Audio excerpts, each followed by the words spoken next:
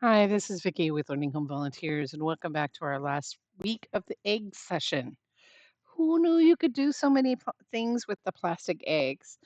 This week, we're going to create some counting activities, do a little painting, do a little bouncing, and then some pattern matching. Let's get started.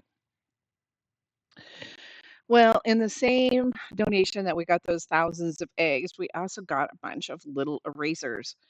They are so cute, but these are not to be eaten and they are choking hazards. So if you have children that put things in their mouth, you may want to use other items to put in the eggs to count. My favorite non choking choice are those 1 inch cardboard squares or really big pom poms, which I'm sure you have some hanging around the house. You can have your children color the squares or put stickers on them, whatever works. They should all fit inside of the eggs. The learning that we're working on is actually print number recognition. So, using your dry eraser marker, you want to write a few print numbers on the outside of the plastic eggs. Now, once the eggs are ready, you can set out a set of erasers that match the print number and ask the child if like for example, if the number written on my egg was one, I would put one eraser into the egg. So we're asking them to take a look at the print number and then put the corresponding number of erasers inside. Another way to play this is actually to use a dice and roll a number and then have them put the corresponding number of erasers in the egg that matches that number. Either way, the idea is that we begin to help them orient to seeing the print number itself and corresponding them with this number of entries.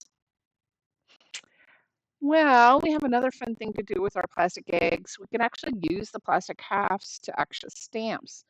And instead of this activity, what you want to do is pour a little bit of different colors into a shallow pan or plate, and then choose some paper. It could be construction paper or white paper, whatever you guys like.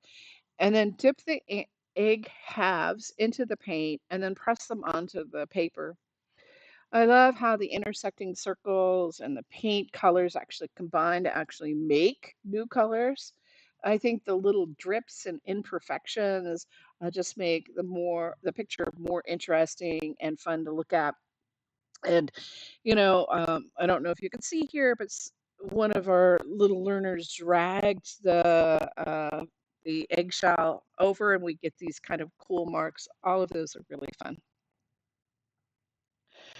Well, in your learning box is a small box that's white and it's half of a shirt box. And to set this activity up, this egg balancing towers, you want to set the box empty side down.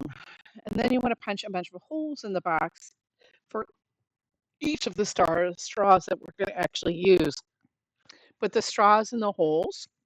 And then the whole idea of the game is to balance the egg halves on the straws. And we want to see how many we can balance on each straw. I tried, I got 4 halves before my thing fell off the edge. But as you can see, this little rinky dinky girl over here on the far left, she's got 5 on hers and beat my score for sure. We can't wait to see how your child enjoyed this activity. This is activity number 12. It's basically egg color patterns. And in your stack of papers that are printed, we have one that's actually number 12. And this sheet provides different challenge cards for your child to match the combination shown on there. You can actually cut them out one challenge at a time, like this, if you like, or they can point to one that they want to try.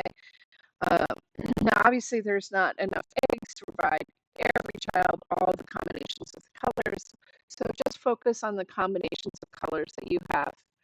And another pattern magic thing for you to do is just to simply make a pattern with halves down on the table and then have the child use their halves to match what you've actually done.